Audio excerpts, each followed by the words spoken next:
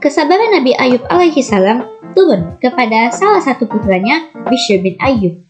Bishr bin Ayub berhasil menjadi raja selanjutnya menggantikan raja sebelumnya, karena ia berhasil menyelesaikan 3 syarat dari raja sebelumnya. Apa saja sih 3 persyaratan itu tadi?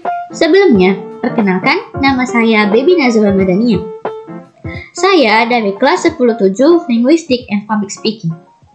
Baik, seperti yang kita tahu, ada 25 nabi dan rasul yang namanya tercantum di dalam Al-Quran dan juga beserta kisah-kisahnya.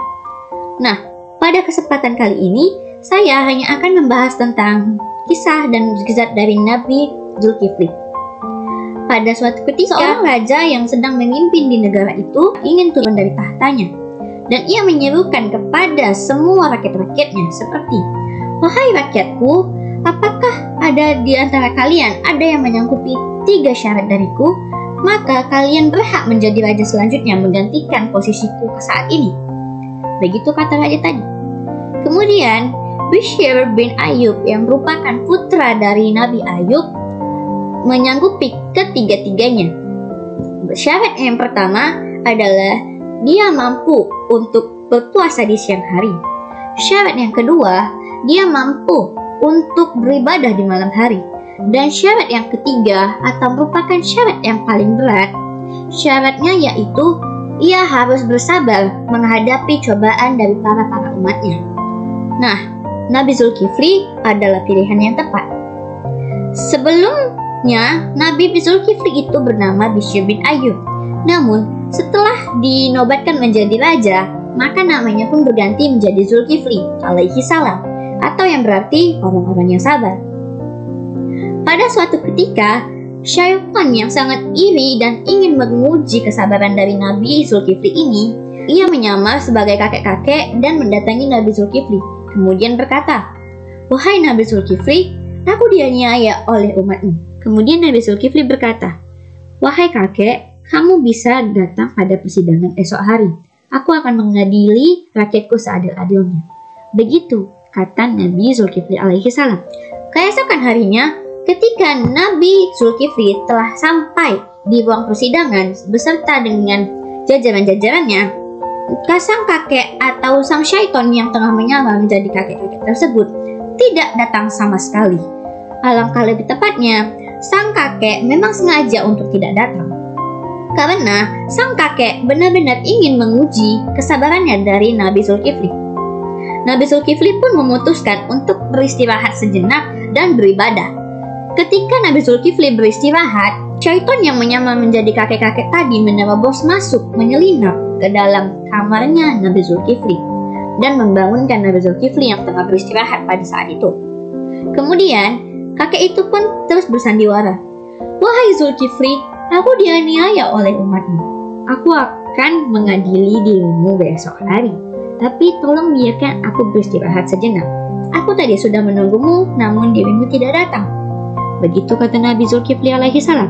Kemudian mereka keluar dari istana, dan ketika Nabi Zulkifli masuk ke istana lagi, dia memerintahkan kepada para prajuritnya untuk menjaga-jaga agar tidak membolehkan siapapun yang masuk dan mengganggunya istirahat.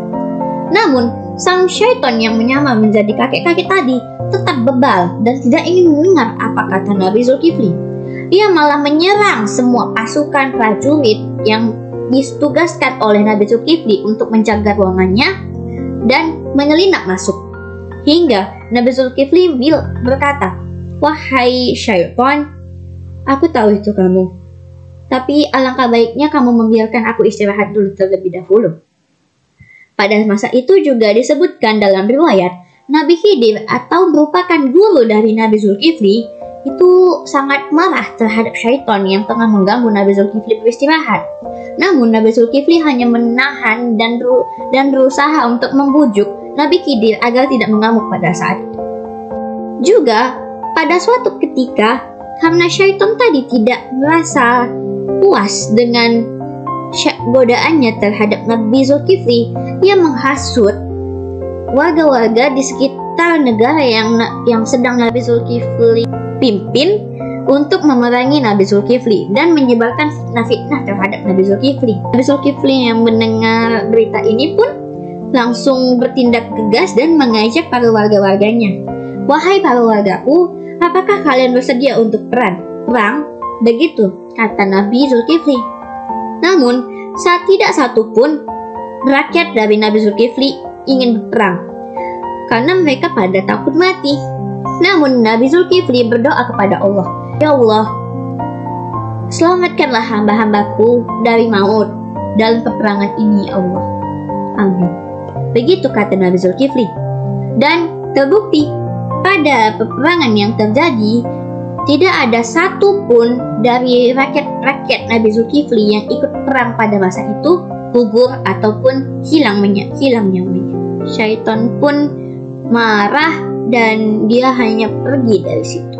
Berarti godaan syaitan tidak satu pun berhasil untuk menggoyahkan kesabaran dan keimanan dari Nabi Zulkifli. Karena ketika ada Allah, maka kamu tidak perlu takut.